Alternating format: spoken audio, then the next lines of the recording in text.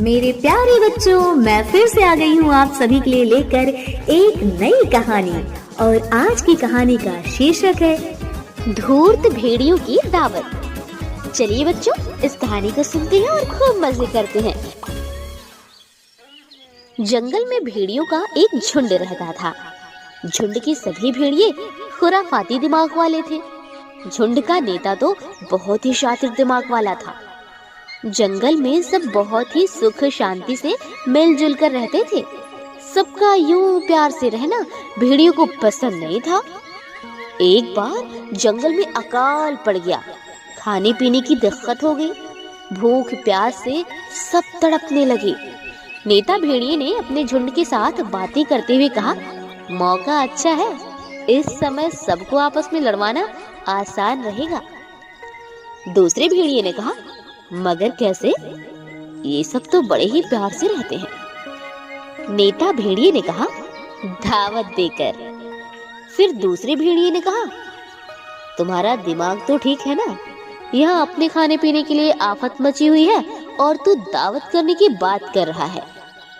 नेता भेड़िए ने फिर कहा, हाँ, मैं दावत करने की ही बात कर रहा हूँ, और वो भी पूरे जंगल के जानवरों की दावत।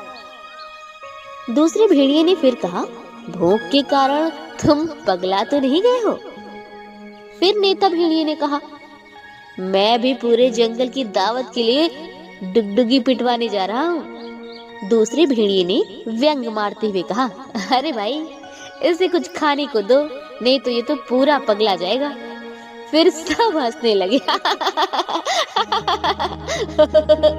नेता भेड़िए ने डांट कर कहा, चुप हो जाओ सब, तुरंत सब चुप हो जाओ।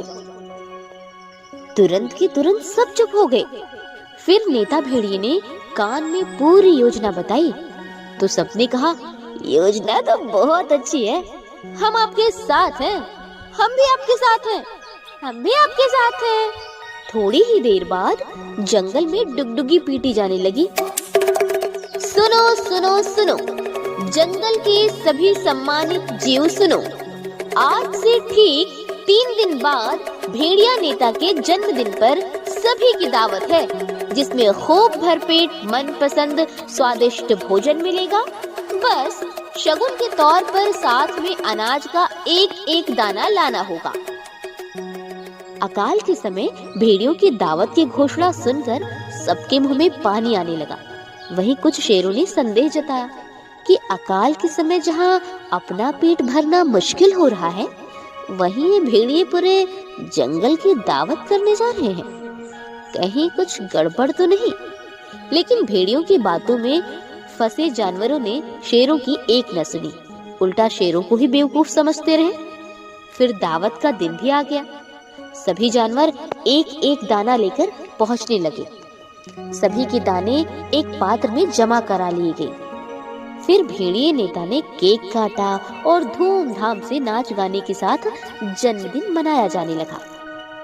बच्चों, फिर थोड़ी ही देर बाद भेड़िया नेता ने कहा, मेरे पास जो गुफा है उसमें जगह कम है, इसलिए भोजन बारी बारी से करना है, जिससे कोई भी भूखा न रह जाए। फिर 2 भेड़िए आगे आए और सबके लाए दानों को गुफा के अंदर बिखेर दिया।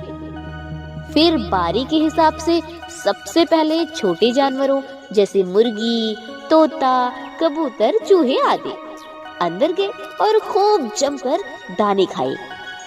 फिर हंसी खुशी भेड़िए भाई की जय, भेड़िए भाई की जय, भेड़िए भाई की जय बोलते हुए बाहर आए। अब भोजन के लिए कुत्तों, बिल्लियों, चीलों, बाजों और अन्य भेड़ियों की बारी थी। भेड़ियों की योजना के तहत इन सब के खाने के लिए बहुत सी मुर्गियों, तोतों, कबूतरों और चूहों को अंदर ही रोक लिया गया था। तो अब उन्हीं को इन कुत्ते, बिल्लियों और भेड़ियों ने मार मार के भरपेट खाया। और फिर इनमें से आधे जानवरों को अंदर ही रोक लिया गया और आधे जानवर अपना पेट भरकर भेड़ियों के जयकारे लगाते हुए बाहर आए। सबको लग रहा था दावत बहुत अच्छी चल रही है। सब खुश होकर गुफा से बाहर आ रहे हैं।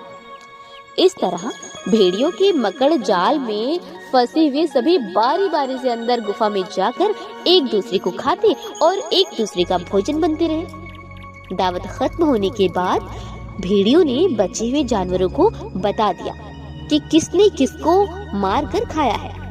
फिर योजना का आरोप शेरों पर लगा दिया। अब बच्चों, बचे हुए जानवर अपनों का बदला लेने के लिए एक दूसरे से लड़ने लगे। थोड़ी ही देर में बचे हुए जानवर भी लड़ने मरने लगे। फिर सब ने शेरों को दोषी मानकर उन्हें जंगल से भगा दिया। ये देख धूर्त भेड़िए खुश हो रहे थे, क्योंकि जंगल से शेरों को भगाना और प्रेम सौहार्द को खत्म करना ही तो इनका मकसद था। इस तरह जानवरों के लालच और नासमझी के कारण बहुत से जानवर लड़ मर गए और बच्चों, अच्छे खासे प्रेम पूर्ण जंगल का माहौल नर्क बन गया।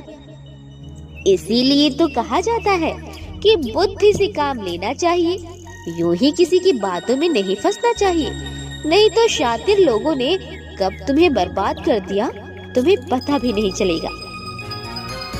प्यारे बच्चों, इस कहानी को लिखा था हमारे दोस्त प्रकाश सत्यम ने।